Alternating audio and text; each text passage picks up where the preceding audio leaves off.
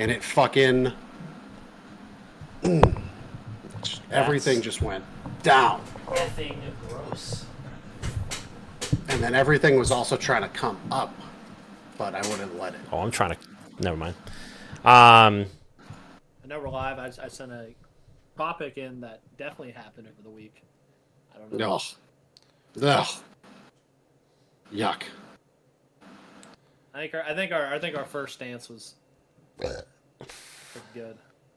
I mean, all things considered, what ended up, what I did see what allegedly is being said by him. I did see the Deadlock Twitter post that his entire team left. Yeah.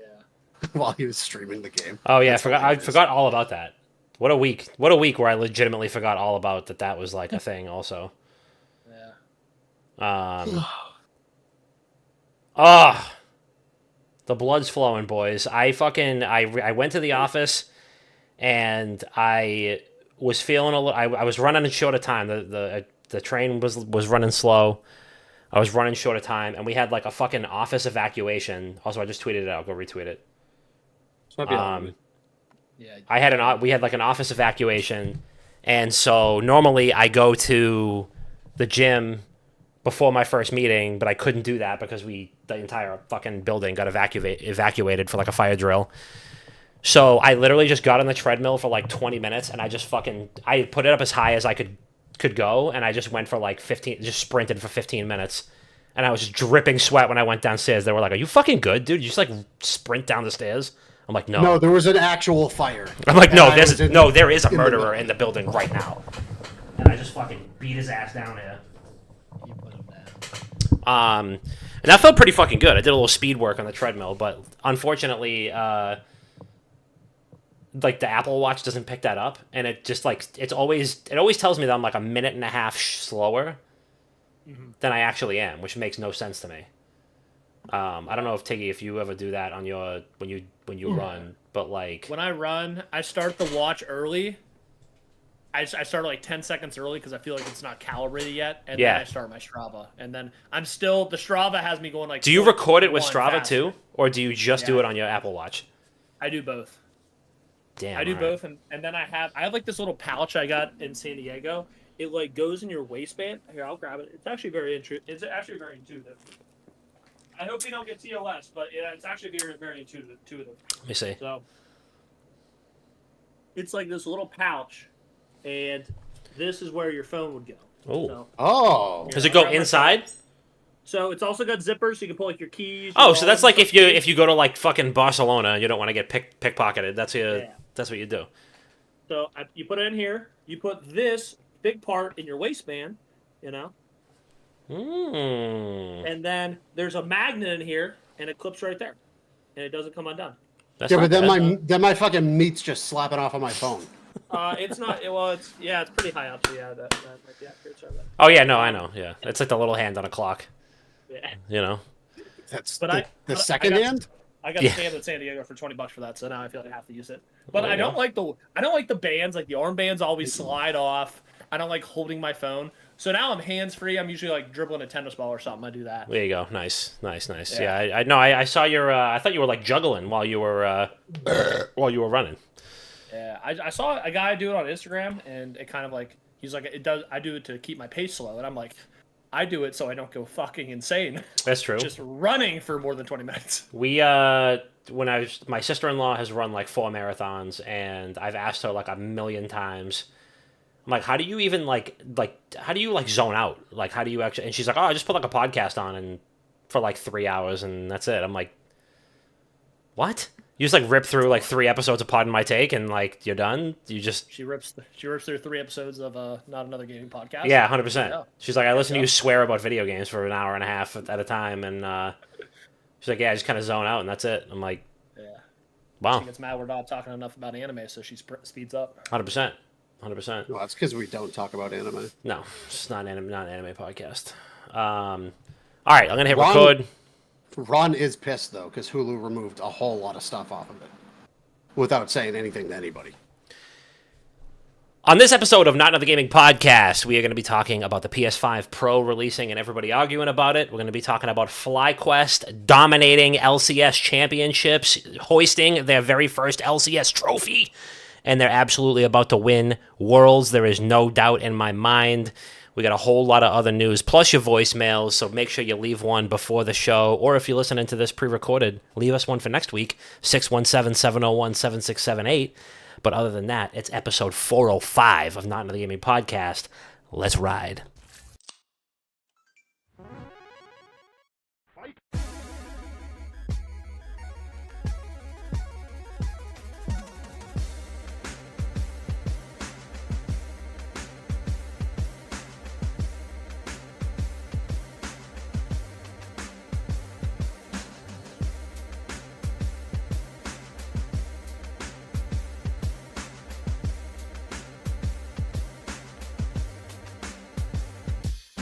Yo, welcome back to Not Another Gaming Podcast. It's your boy, Papa Don. We're back live, direct, and handsome. Episode 405. We are here, getting it done, bringing in the customers, signing the checks. I need everybody to start subscribing. It's September, and Daddy's been paying out of pocket to keep this fucking podcast afloat for the last, 3 months. So I need everybody to do this because Bob's about to get hit with a Venmo request. And please. I just every time I look at my bank account, I get sad. Anyway, we're here. PS5 Pro got announced. FlyQuest shit all over everybody to win LCS championships. They're at a team dinner right now. A little inside baseball for you. They're at a little team dinner. So we're actually going to have multiple people from the front office of FlyQuest on the show tonight, but they announced a little all-team dinner before they all scatter to the winds before next season. Again, little inside baseball for you, not to brag. So they're probably talking about us right now. They might even be listening to us right now. So if they are, hi. Tip your waitresses. But we're here, just doing it real big. Tiggy, thank you so much for the resub. We appreciate you. Wow, what a fucking mensch you are. And of course, you already know that we are graced once again with the presence of a man who has literally never used any of his six senses to consume anime in any format. Undoubtedly angry about something this week. We're going to figure out what that is. You may recognize him from the top 60 Gears 2 Wingman leaderboards or from Masters Q and TFT. He is a horror connoisseur, and once again, the only person alive who uses more bidets than I do, or dude wipes than I do. A man, the bidet whisperer himself, and he can absolutely decline bench more than your favorite gaming podcaster. Dr. Bob, how are you doing, sir? I am tired. I am upset about something that we're going to discuss tonight. Can't wait. You can't tell because I'm so fucking exhausted because every fluid from my body has been drained from my body over the past 3 days. 2 weeks ago, had to work late. I was working that week I worked 80 hours, so I couldn't make it. But hey, Bob got a promotion, and guess what that means? I'm basically tenured now, and I told everybody at work this week, I'm off at 4:30. Beat it. See you later. Beat it. That's it. No more taking advantage of fucking my little butt cheeks. No more. No. Okay? Nobody's taking advantage of Bob's butt cheeks this year. Nobody. Not at all. And then last week, I was on nephew duty. I was supposed to go away to my cousin's wedding, but I stayed back. I kept an eye on 2 of my 5 nephews because kids technically weren't invited, but one of the nephews went to be the ring bearer, so I stayed back. Hell yeah. Watched the other 2, we had a little guys' weekend at my parents' house, just the 3 of us. Dudes rock. Dudes rock weekend. And then Sunday, I got a stomach bug, and I got out of bed for the first time yesterday, at 2:00. So, been grinding a while though. I seen you putting the time in, putting the hashtag time in. It's been a big bit. I went up. I texted you this morning. I said I went up 22 eye levels today.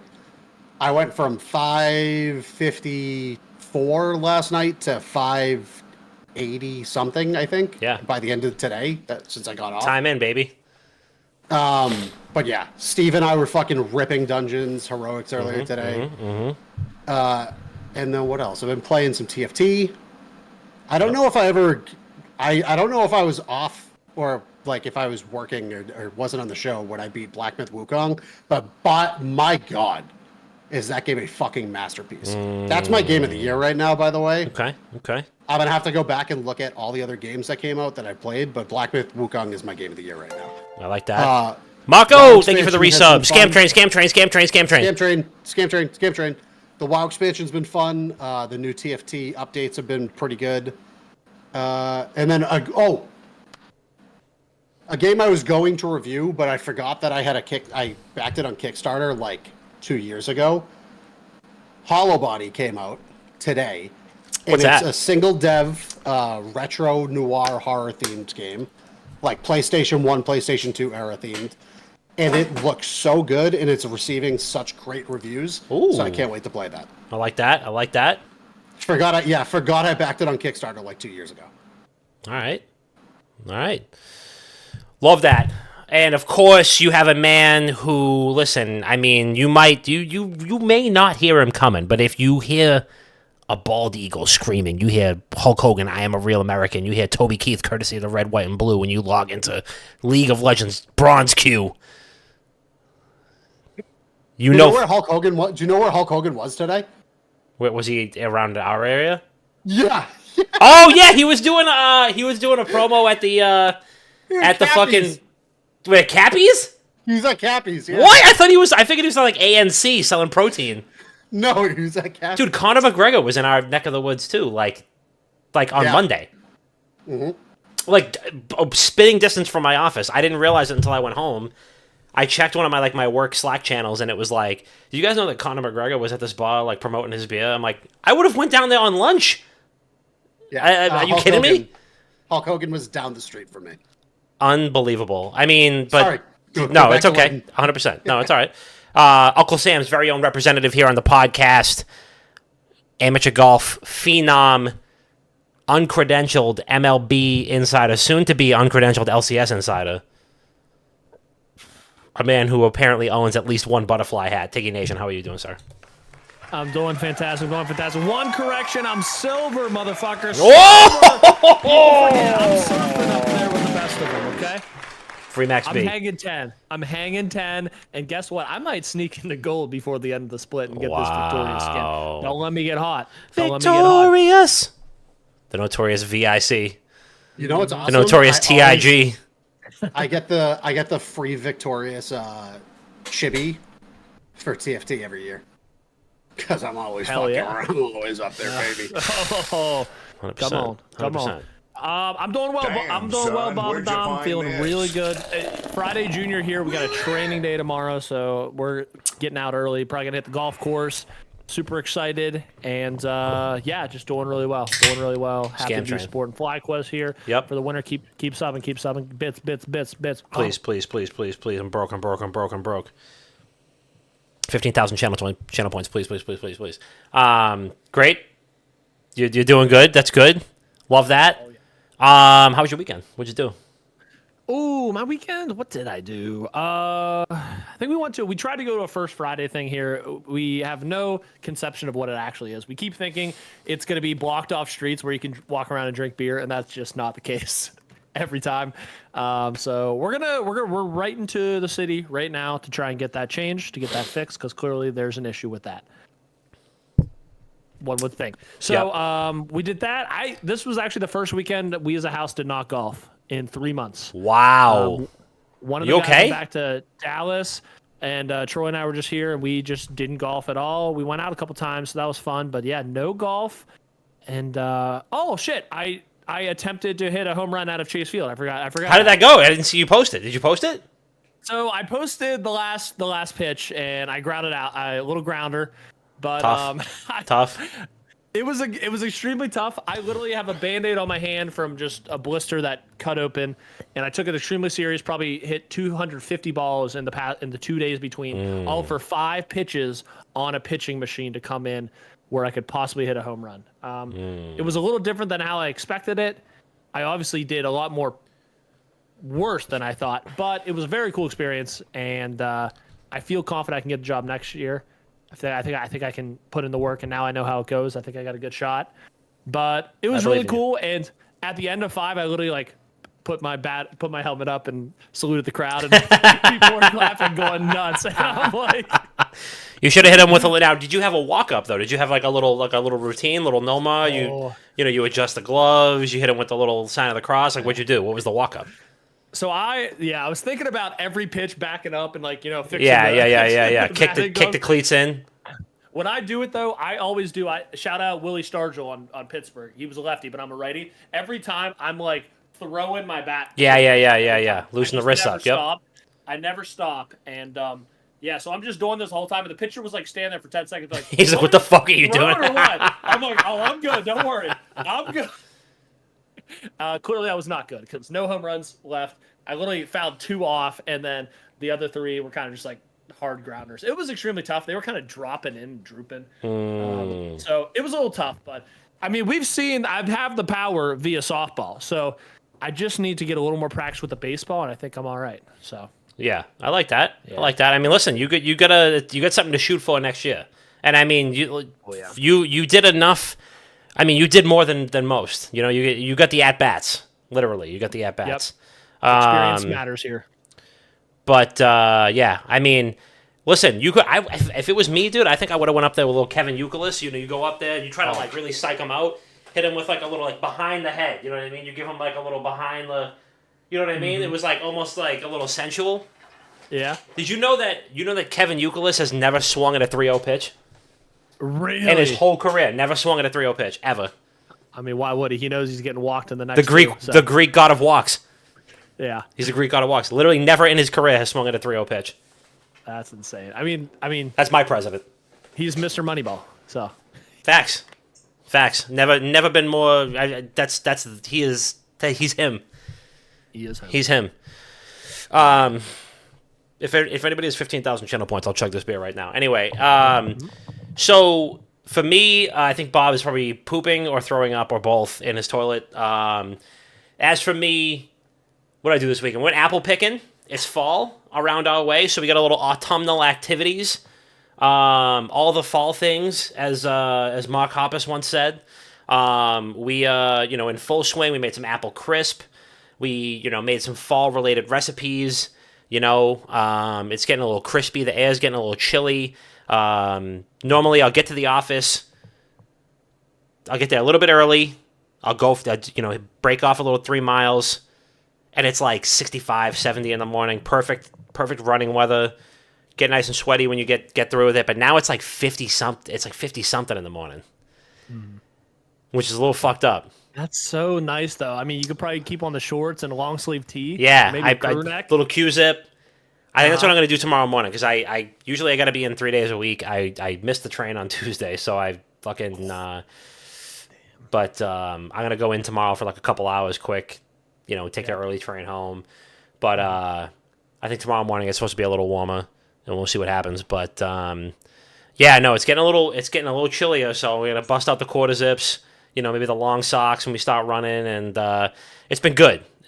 I already miss like being drenched in sweat, but it's like the nice chilly air is pretty good, cools you off. So, it's all right. But I don't want to smell like a fucking melted Italian sub either. What? Here's what all 3 of us. We're all going to start this next week. Okay. Okay. I'm developing a workout. A complex. Diet. I already have several. A workout. Diet routine. Okay. Where I'm mixing my old 5x5 workout routine, and then I already have food prepped, and then I'm just establishing every single day. This is what I'm eating, and I'm not straying from it every single day. Okay. So starting next week, you guys are going to get on the 5x5 workout with me. Okay. What does that mean? That means on Tuesdays we squat, we bench, we deadlift. On Wednesday, we do cardio. On Thursday, we squat, we bench, we deadlift. On Friday, we squat, we bench, we deadlift. 5 sets for 5 reps. On Saturday, we do cardio. And then on Monday, we bench, deadlift, squat. And then on Tuesday, we bench, deadlift, squat. That's all it is. You just do 3 workouts 5 times.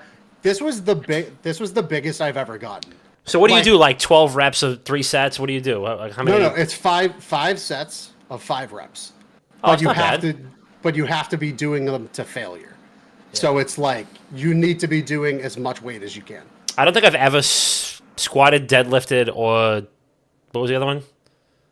Bench. I can bench. Press. Well, so I have those adjustable dumbbells in the home gym.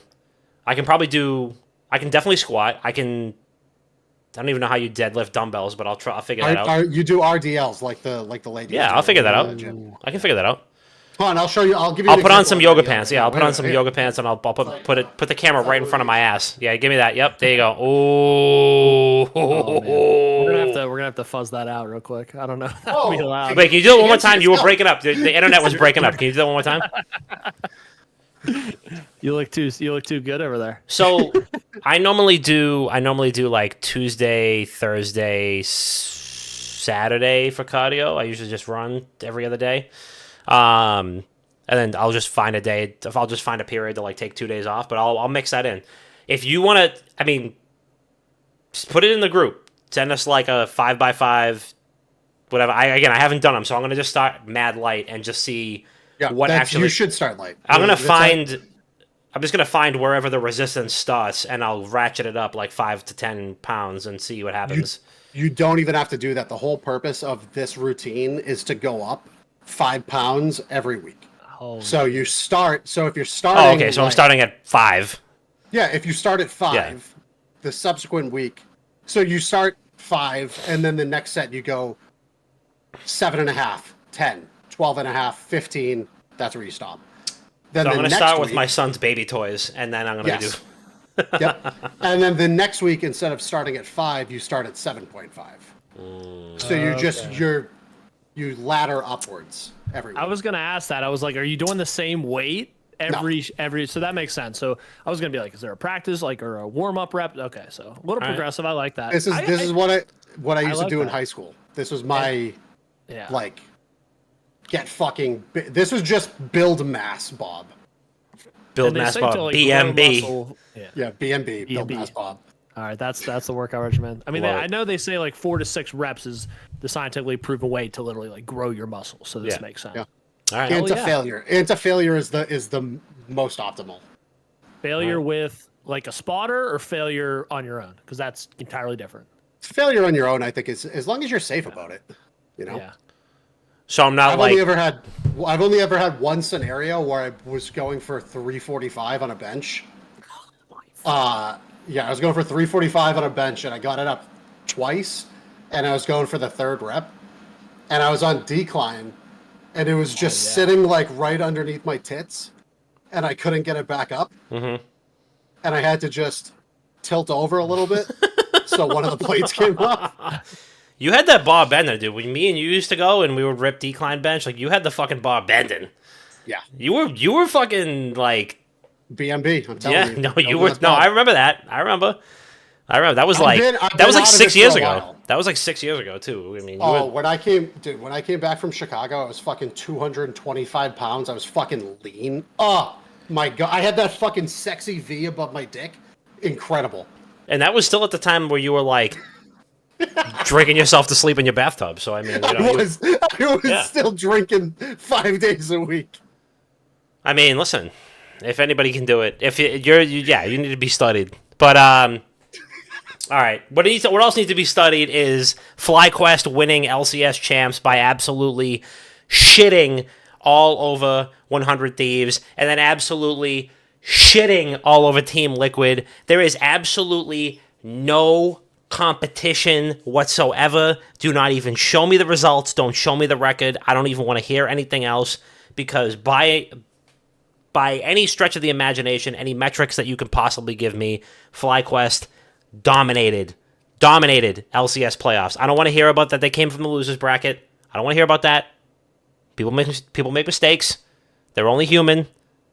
And they took the path of most resistance. It wasn't like, listen, they dropped a couple games that they probably shouldn't have. but they matured. They came back to it. And what did they do? They went through the losers bracket all the way back up. I don't know if there's a sabermetric on when's the last time a losers bracket team won the whole enchilada for LCS Summer. I'd be curious to hear about that. Mm-hmm. But you'd actually be surprised how often it happens in Counter-Strike. Yeah, I mean, but they didn't have to play 2 series, right? They only have to play the 1. I mean, which is a little usually it's like it depends on the turn. Yeah, I mean, well, in this case it was just best of 5. Bwipo, you know, listen, I'll hand up. I'll tell you right now, the Belgian god himself. He had a couple of moments in the early Liquid series, like in the first game, where I was like, dude, what is Bwipo doing? And then next thing you know, he's got 900,000 kills, 48 billion assists, and 2 deaths. And I'm like, what the fuck is he doing? How is this even happening? And then I think it was game 4. I think they dropped game 3. Game 4, he locks in Renekton again. Yeah. Because they were like, Renekton one trick. And then he was like, oh, okay, you want to say I'm Renekton one trick? You're going to see it now. Mm-hmm. And he was steamrolling. It was disgusting. Masu was flashing all over the place. You wanted to go somewhere. It was the Superman cape meme. It was like the Superman tries to walk away and Doomsday grabs his cape. That was Masu. Every time somebody tried to retreat, he flashes right towards him. Boop. That's rookie of the year. Rookie of the maybe the best rookie ever. Mm-hmm. People are talking. They played incredible. I don't know. Bwipo, the Croc up top. I mean, literally dismantled Sniper. Mm-hmm. That might have been the quickest series in LCS history. Too. And Sniper is phenomenal, by the way. Sniper is so fucking good. And for Bwipo to make him look like just a random in you know in solo queue, like Sniper was remarkable. He made some incredible plays at the first 2 games, but then Bwipo made him look like child's play after that. But I mean, it was wild. It was wild, and then they put Impact down bad. I mean, it was just complete demolition and destruction. I mean, they just completely dominated out of their minds, and everyone was contributing. Like, no one really had a bad game where they were at fault majorly. You know what I mean? Like, there were games where Masu and Busio were just crushing teams, and then one map like Quad would have like 7-0 starting out and stuff. Insane. Like, everyone was just doing so well at different times. Inspire was solid the whole time around. Yep. And yeah, like you said, Bwipo, man, I mean, dude, at the end when he won, he's talking, and he was so happy, tears streaming down his face, and he's competed all in Europe, here in the LCS, and for him to finally get that trophy. Yeah. Dude, I was crying. I was in my kitchen.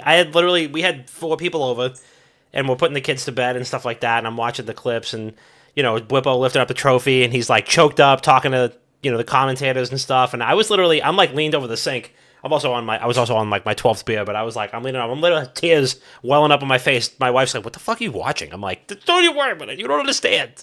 It's esports. You don't understand. Get away from me. He just lifted his first trophy.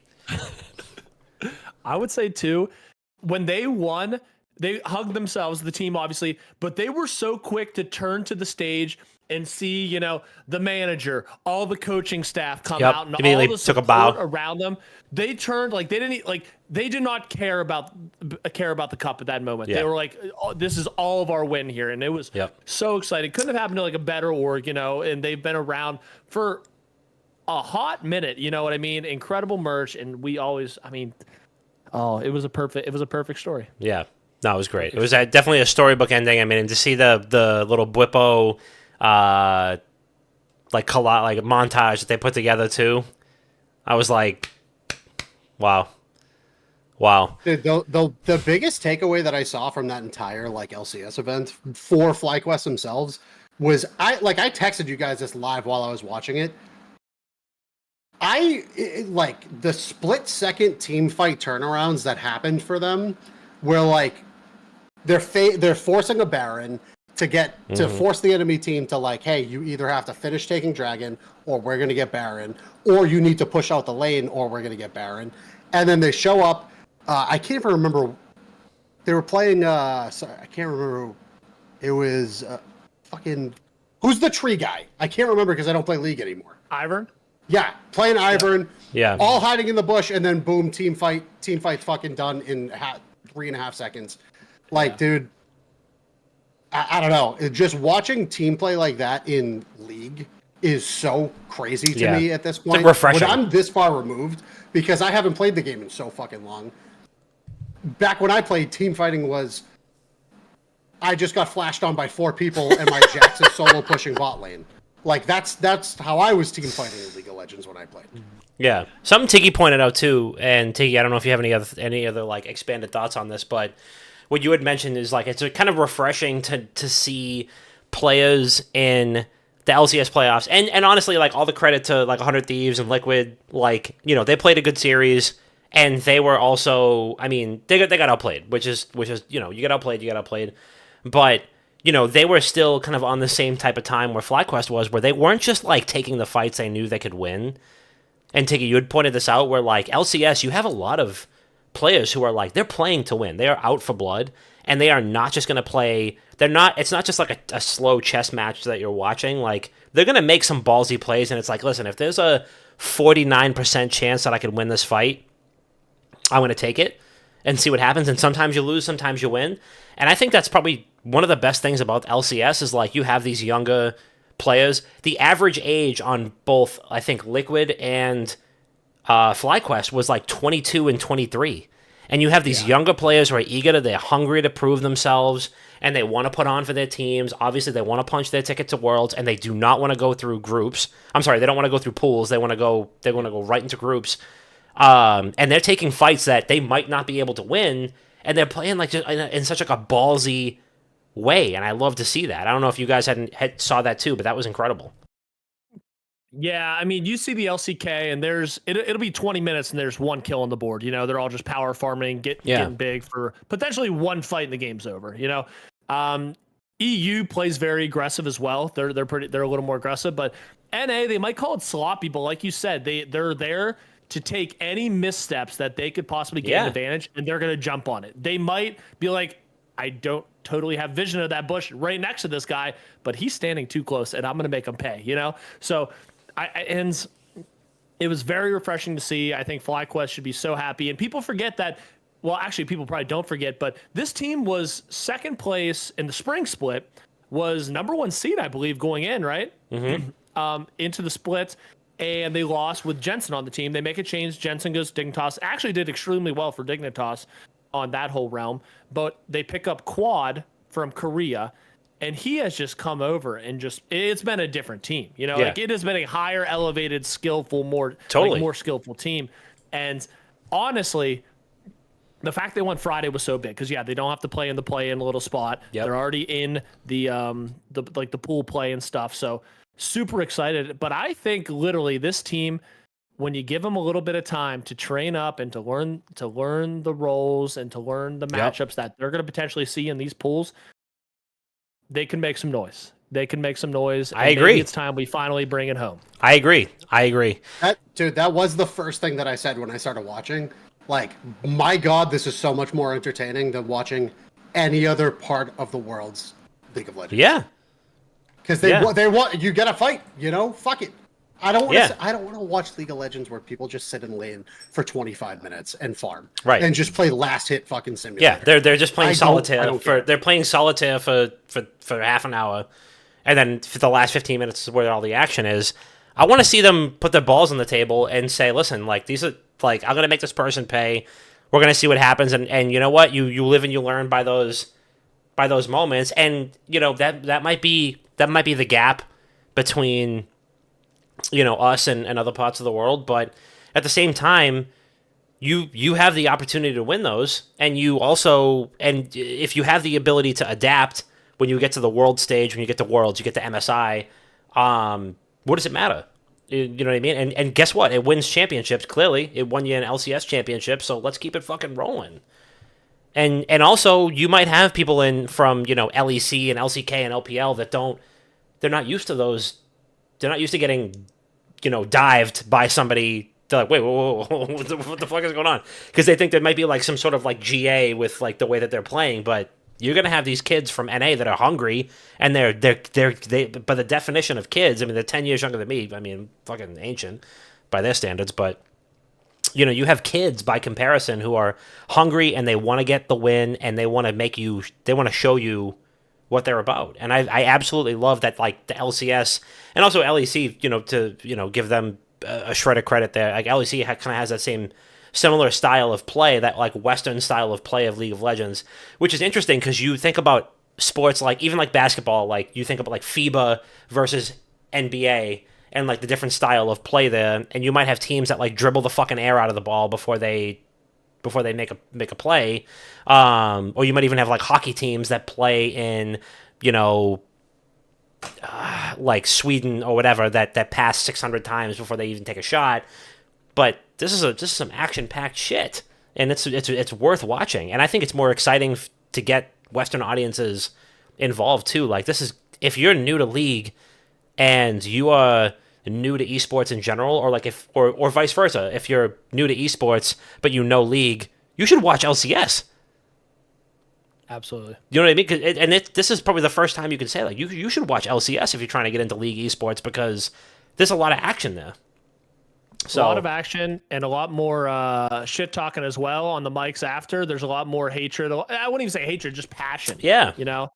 So. Yeah.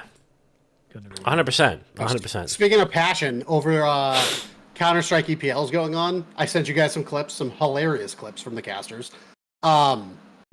Two of the top NA teams were playing against each other, and one with a relatively unknown talent, Lake, playing for M80, new addition to the team, was playing up against Complexity over the weekend, and they were beating them. And the kid Lake is just screaming across the room. What? He's absolutely fucking screaming. So Floppy on Complexity, his first name is Ricky, and he's just screaming, "Look at me, Ricky! Look at me, Ricky!" It was one of the funniest things I've ever seen. And you know what's crazy about that? If that happened in Valorant, that person would be fined for fucking $32,000, and they would have to write an apology and get their mom to sign off on a fucking piece of paper. Well, if you have a clip of that, let me know and we can watch it on here. I'll try to find it. If you find it, let me know. I want to see that. That's fucking amazing. But yeah, also in LCS news, C9 Cloud9 dropped JoJo Pune. Lot of discourse about this. Tiggy, I don't know if did you see anything about the JoJo canning, or what are your thoughts on that? Yeah, I mean JoJo, he's kind of been the best mid laner, like consistently through the past couple years of League of Legends in the LCS. When he was with EG, he was unstoppable. Like no one could touch him. And then he gets transferred over to C9, and C9 has kind of had like a powerhouse stacked roster. Probably not too surprising. They needed to make a change considering they have so much money into this roster. We kind of mentioned last week that they're not going to Worlds. Yeah, they have an insane amount of money invested and they're not going anywhere. Yeah. So I think it kind of goes in tune with that, and maybe they're like, listen, JoJo's attitude like wasn't great. Apparently he was showing up super later to practice and scrims and everything like that. And that's kind of the reasoning they gave that kind of came out of that camp. And usually you don't usually see that when players get when players get let go. It's usually just, you know, a couple posts being like, hey, thank you so much, JoJo. We're deciding to go in a different way, yada, yada, yada. Yeah. But there's a lot of rumors surrounding JoJo's exit of C9 right now. Mm-hmm. I don't know if we'll get anything super official or super grounded, but a lot of rumors are saying that JoJo didn't have the greatest attitude, didn't show up on time multiple times. People are like, well, that's on the coaches eventually and stuff like that. Yeah. And, you know, I don't know. Is it the coach's fault that they can't control their 20-year-old superstar that probably thinks she's too good for it? I don't know. Yes. Maybe. You know, is that actually what's happening, or is that just me putting thoughts out there? Who's to say? But it's pretty wild in the shape of LCS. Step number one from that point is you bench them. Like, if that's the attitude that they're bringing, you bench them. And then you say, hey, get your shit together. You can come back on the active roster. But that's step number one. Do they not bench him? I don't understand. Yeah. A lot of people type that reasoning out, and that's what they should have done. Obviously, this is after the fact, but that's what people are saying that should have happened if that was the reason. Yeah, I don't buy it then, because that's Yeah. how it should have went. That's the system. That's the system of events that goes on. Yeah. You bench them. Right. You're supposed to bench them, and you're supposed to just say, listen, you're going to get made an example of, and we're going to, we're going to put you on your ass until you figure it out. Yeah, I mean, I don't really know. It's tough to tell kind of like what happened. But the initial news break came from I Will Dominate on YouTube, who posted that he had been fired. He leaked that Cloud9 terminated his contract after a history of constant tardiness. He said he had been late to practice workouts and meetings 43 times since staff started counting. So even before then, he could have been late. You got to be late at least a dozen more times before somebody goes, wait a second, like, how many times has this kid been late? Like, you got to be, let's call it 10. Let's call it 10. If you show up, for 10 straight weeks, you show up at noon every day to work, somebody's going to start counting. So call it 50 even. It doesn't count the times that he was tardy before the staff started to keep track. 43 times. And then some people are saying, like, all right, you're late 2, 3, 10 times, like, that's something on you. But, if you're late 43, 50 plus times, does that solely fall on the shoulders of management? And I mean, I don't understand why it can't be both. I don't understand why people are like trying to. Somebody even said that JoJo was a scapegoat for C9's failure, and like, sure, you got to blame somebody, but I mean, if this dude is late 50 plus times, what are you supposed to do? Just say like, yeah, keep being complacent in all your matches, keep coasting, keep just like, accumulating a paycheck. And this is also the same region, mind you, where like what's the biggest criticism on LCS players is that they don't make content, right? Yep. They don't make content. They don't stream. They're not active outside of these actual matches, and they collect a paycheck and they go home. So if JoJo's already acting, and I don't know JoJo from a hole in the wall. I mean, he could have medical issues. He could have, I don't know, trouble getting transportation to and from, right? Granted, you're a young League of Legends prodigy. You're NA homegrown. Cloud9 is a massive esports organization with probably more money to lose than most. But you're late 50 times? There's 52 weeks in a year, right? Yes. Yeah. You're late every week for a year, if not more. Mm-hmm. On average. What do you do? What are you supposed to do? If you're Cloud9, what are you supposed to do? Yeah. You bench him. Yeah. Bench him. Also, I wonder how they consider late. Is there a grace period of 5 minutes? Or is he showing up like an hour late, 20 minutes late? Like, so there's not too many details in that. As well, maybe they started counting, keeping them completely to themselves. C9 does, and maybe they're just trying to get out of this contract. I don't know if also true. I don't know if JoJo's contract is public out there. But I assume it was probably a hefty fee to get him over from EG, and as well to keep like such a talented player like that on a huge roster like this. Maybe they're just like, listen, we need a change. We think we can probably have better team, like, I don't know, team fighting, or I don't know, team chemistry without JoJo. Maybe there's a rift, whatever. It's like, hey, this guy's been fucking late though. We've been keeping track. Let's use that. Let's get out of this contract so we don't have to pay him anything for however many years. I don't know what the contract is. And maybe this is just all some ruse to get him out of that contract. Yeah. Yeah. I mean, there's been, like, Dottie Sports was saying that there's probably going to be some legal proceedings and stuff like that. And I mean, I'm sure that JoJo's and his team is going to try to, like, keep their money and, do whatever they got to do. But at the same time, you can't be a shitty teammate. I'm not going to lie to you. I mean, yeah, management probably should have not let this happen. And not for nothing, spring and summer splits are not 50 weeks long.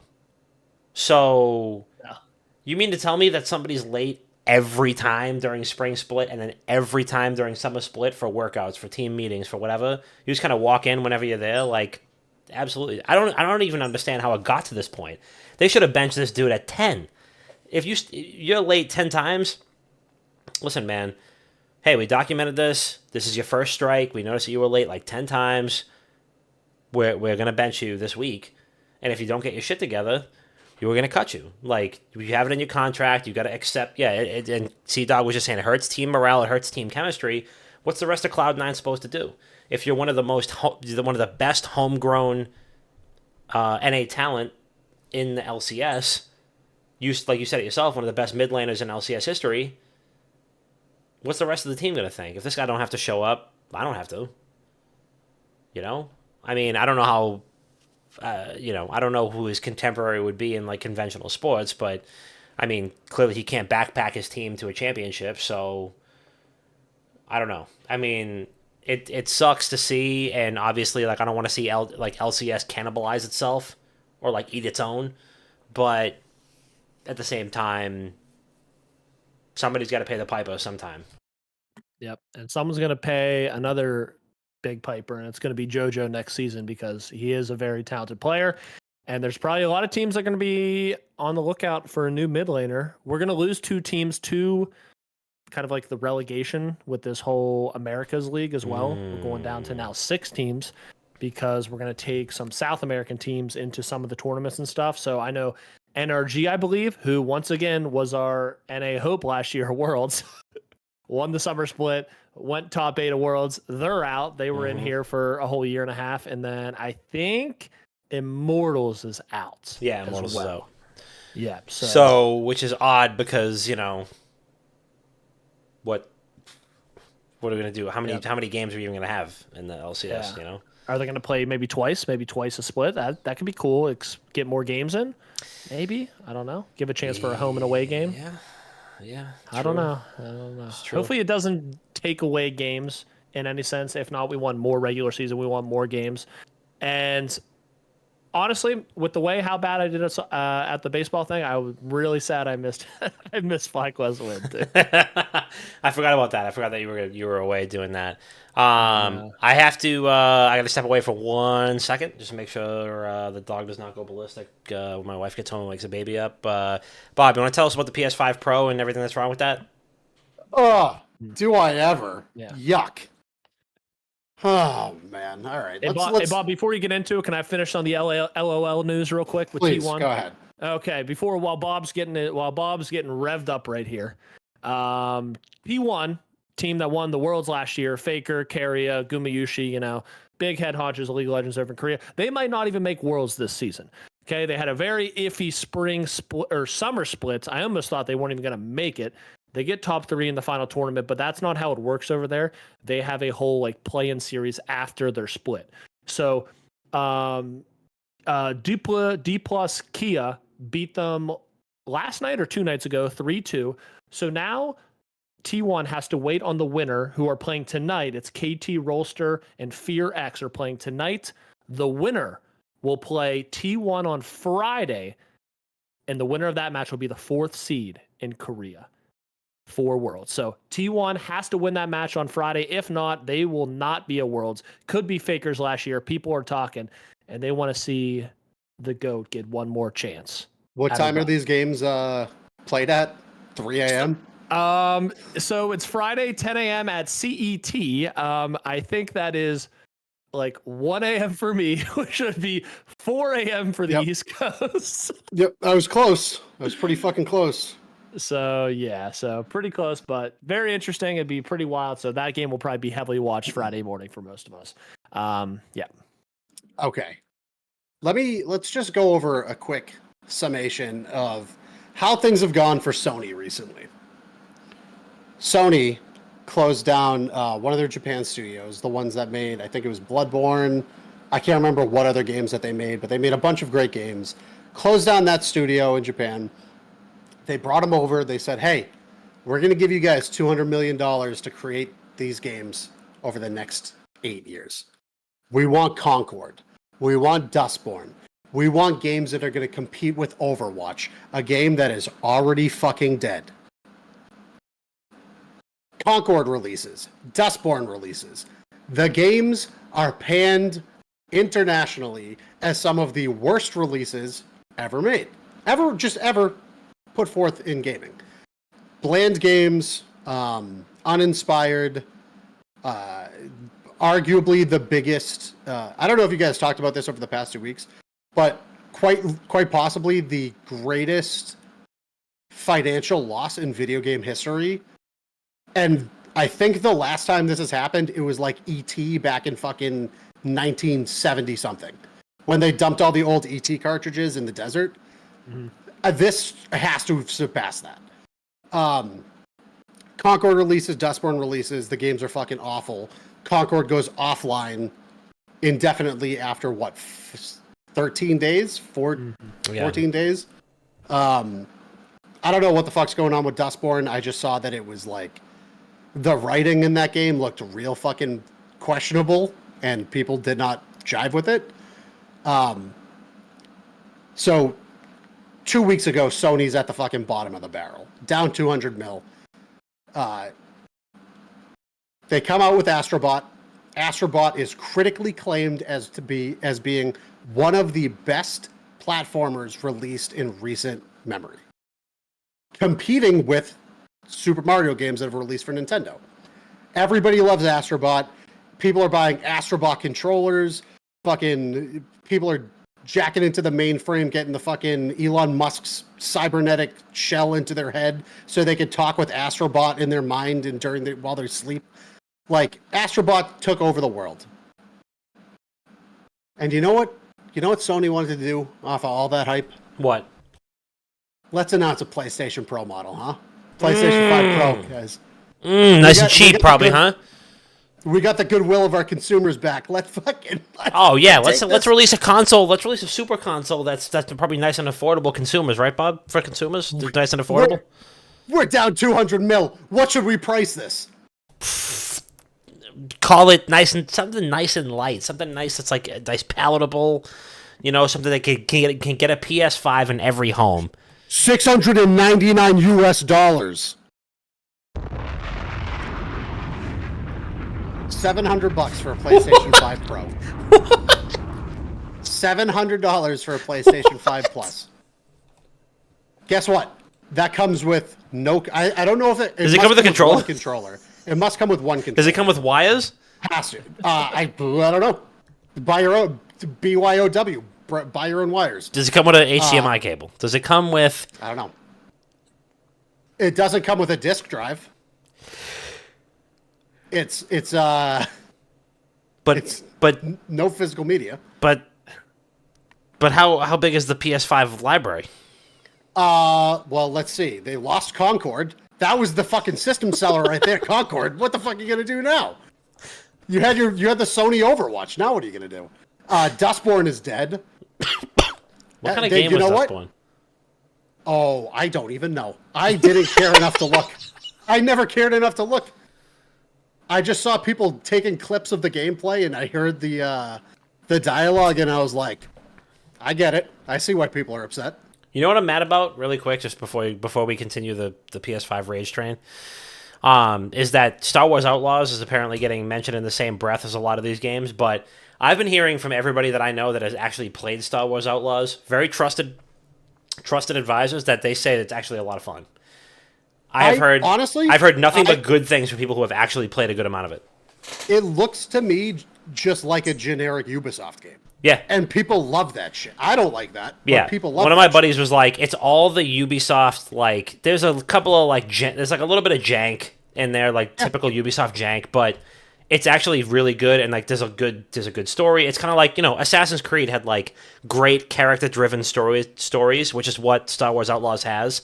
Great character-driven story, good exploration. The side quests are all probably junk, and there's probably some dumb bugs everywhere, but like the core of the game is very solid, and that's what I've heard. It's actually very good. It's not like it's not worth mentioning in the same breath as like a Concord or a whatever the fuck the other game was. I don't even know. I mean, I think there were like 5 indie games that released today, that all solo dev games that have 600, 700, 1,000 players in them. Mm-hmm. Concord had 5 or like 14 players in it in the first week. Dude, like how do you even get to that shit? But anyway, PlayStation 5 Pro, $700. And guess fucking what? What? Twitter is on fire. No. I know, it's tough to believe. No. Twitter is on fire. The most level-headed, measured response platform on Earth is not reacting favorably to something? Yeah. So you have one side who is like, who the fuck is ever going to buy this? Why? One, who's going to buy this? Two, for what fucking reason would you buy this? There's no games. Like, there's nothing to play. What the fuck is the point? Killzone 2. You could play that on the PlayStation 3, the console it released on. Killzone. All right, fine. Okay. All right. Jack 3. You could play that on the PlayStation 2, the console that it released on. Fair. All right. So be it. Yeah, okay. So, Uncharted 4. what was that? Uncharted 4? You could play that on the With Mark Wahlberg. PlayStation 4. Yeah, the PlayStation 4 where that released on. Or guess what? You could play it on PC. Or PC. Or you could play it on PC. Okay? Or you could just fucking play it on PC.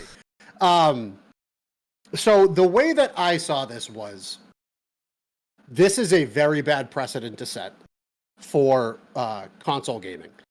One, this shows that Sony is following the Apple trend, that they will, quote unquote, release luxury products to their consumer base to chase the whales that will buy whatever they put out day one. That's a bad precedent to set because there's nothing good that can come from this. If it sells well, this tells other console manufacturers like Microsoft that they can get away with this too. If it doesn't sell well, then you just sold your consumer base down the fucking river for nothing. So I think it sets a bad precedent for the consumer. I don't think the consumer wins in this circumstance. But of course, you have people who defend Sony, who have their fucking the PlayStation logo tattooed on their forehead. They have Jack on one arm, Daxter on the other, fucking Ratchet and Clank tattooed on each ass cheek. Like, you have them all over Twitter that are saying like, listen, bro, if you're fucking broke, that's not my problem. I'm buying this shit day one. Cool. Maybe go to the dentist first. Then buy the PlayStation 5 Pro. 100%. Okay? I don't want to smell your disgusting breath. Microwave this Twitter app. Italian slub. But then the final point is like, where I always land in something like this is, it's $700 for a PlayStation 5 Pro. Save up an additional $500. Put $1,200 towards a PC. You have a lower mid to mid-tier spec PC, and you then also have access to a gaming library that is 15 to 20 times more vast than anything that Sony could ever give you access to. So all the people who are like, they're complaining on Twitter like, oh, just go buy a PC, head ass. Yeah. Yeah, Listen, you should. Yes. What's the point of spending $700 to play 5 games? Right. And Fortnite or NBA 2K26. Like, what the fuck is the point of spending $700? If you're going to invest that money, invest it into something that gives you access to more games to play. Yeah. What is the fucking point? So what is the equivalent, like, what's the performance that we're looking at? Because this is what I don't understand. A 4060 to a 4070. It's pretty good. Which is a $500 to $700 graphics card. Right. But I mean that's what I was gonna say. I was like, that's the cost of the graphic card itself. Yes, that doesn't come with a motherboard. Doesn't come with everything else right. that you need. So, like, if you spend this, we'll put it in the middle. Say you spend $600 on a graphics card. You're spending $150 on a motherboard. You're spending $100 to $200 on a CPU. What else? You need a case. You can spend $80 on a fucking case. Yeah. You need some type of fans. That's going to be, you could be cheap. You could be $50. Expensive could be $120. Like, you're looking at $1,200 basically, and you have a mid-spec PC. I have a high-end PC. I spent a lot of money on my PC. A mid-spec PC can play everything I can play, just 1 to 2 graphics qualities lower. Right. But guess what? What I can play is 35,000 more games than Sony. Yeah. I'm gonna chime in. I'm a guy with not the greatest eyes. I do have astigmatism, but I just go to the comparison of the output. Both can do 4K at 120 hertz. So maximum you can get is 120 frames. If you play like an FPS or anything that requires big time frames and you want that, play competitive. If you're not into the competitive and you want to get some better graphics, obviously the PS5 Pro will have that enhanced graphics card, like you said, and it looks like you can push into the 8K realm. Me, with not 20/20 vision, and I have to wear fucking glasses when I go to the movie theaters, does not care that it has 8K quality, honestly. And I tend to play the competitive games anyway. But if you're that much of a huge nerd on graphics, maybe you pay an extra 200. Professor, I have a question. In the front. Professor, what's the cheapest 8K Ultra HD television you could buy? How much would that be? Fucking $10,000. Searching. All right, give me the answer. You got the answer? No. $1,300. Oh. So what the fuck is the point? What is the fucking point? What is the fucking point? Oh, wow. I have access to 8K gaming. Do you have an 8K TV? Like, guys, hold on 1 second. Honey, can I have a $1,400 monitor for Christmas? Honey? Slap. I'm getting divorced. Like, that's what you get. No, I'm just kidding. No. This is the thing. Is like there's so many. There's all this discourse about frames and graphics and triangles and what have you. There's only so much that the human eye can perceive, and also there's only so much that your fucking monitor or TV is going to even be able to process. So Tiggy, who is functionally blind, apparently, I did not know that. You know, God forbid He serves in the fucking Air Force. What is? How are you in the military? How are you active duty? You're blind. Now we wonder why I was missing those baseballs last weekend. That's right. That's what I'm saying. Hold on 1 second. Hello, Uncle Sam? Yeah, no, he's doing it again. Yeah, no, I'm just kidding. No, we're not. Yeah, no, snitches get stitches. No, as long as you don't get deployed, We're good there. No, as long as you don't get deployed. Like, we actually can't deploy you because you can't see shit. Anyway, let's land the train, shall we? I'm gonna go to bed. All right, Tiggy. We're not gonna fucking charge you with landing anything because you can't see 5 feet in front of you. Apparently, I didn't even know that you were that blind. But get your 2010 ass in here and see Douglas blind Tiggy 2024. You know, I'm blind, and my brother's actually learning to be a pilot. So someone's got some better genes. Tiggy Wonder. But, yeah, excited. I'm gonna try to stay up Friday night and try to watch a little T1 League Legends. I think that'll be fun. I'm on my road to gold, baby. I'm on my road to gold. Also, new game. The road to El Dorado. Road to El Dorado. I like that. I got 15 days. New game just came out called Pushing It with Sisyphus, and it's King Sisyphus pushing up the boulder all the way up the hill, like always up. And it's $10 on Steam. It looks fucking hilarious. And I know it's a game Mr. Bob would love to play and just wallow in. Listen, it's WoW season. The raid just opened. Mm-hmm. And and after 2.5 weeks, I just learned my fucking rotations. And also, I would like to correct you, Tiggy. Bob did not go to 8 years of gaming medical school to be called Mr. Bob. It's Dr. Bob. Thank you very much. Yeah, you're goddamn right. All right, I'm taking a strike there. Maybe I'll download WoW and start crafting here. If you guys need a crafter, let me know. I'm down to craft. I don't know if I'm going to be ready enough for the raid, but I can craft. I'm half-mast already. I'll do the homework. Yep.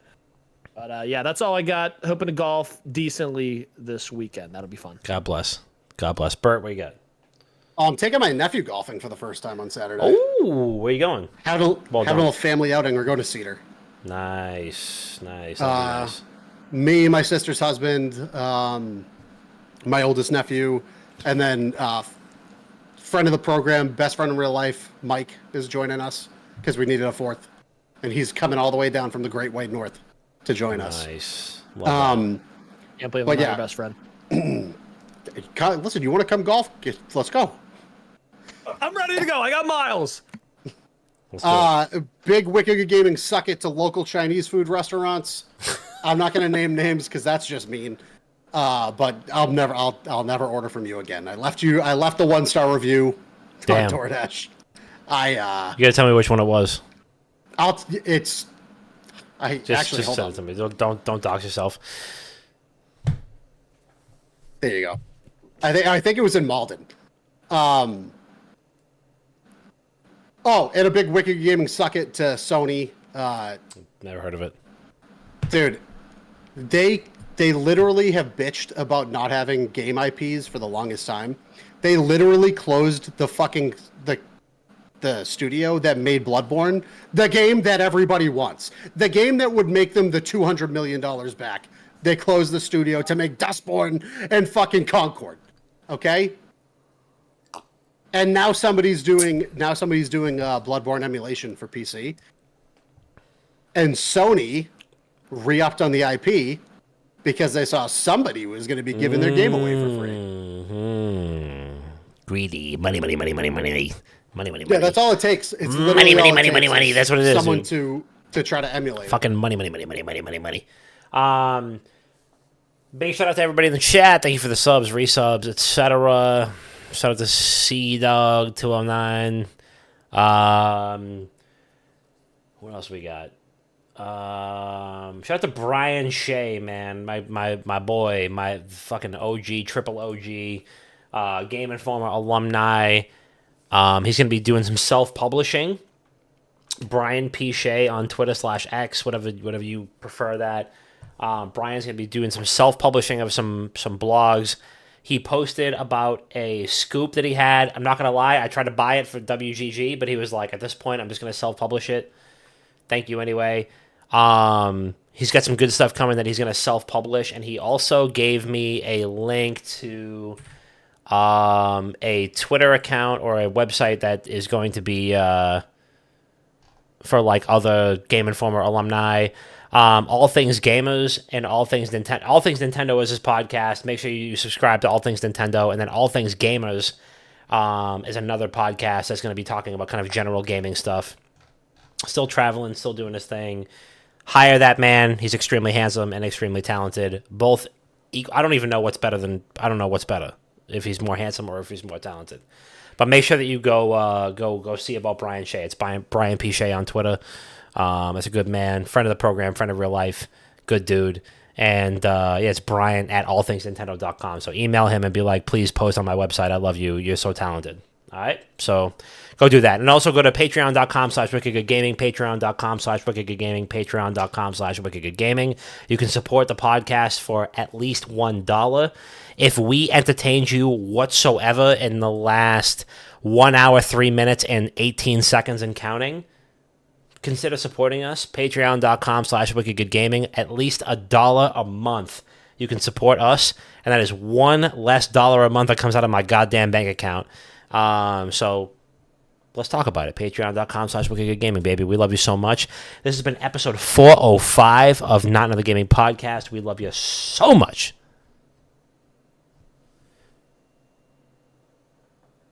And we'll see you next week.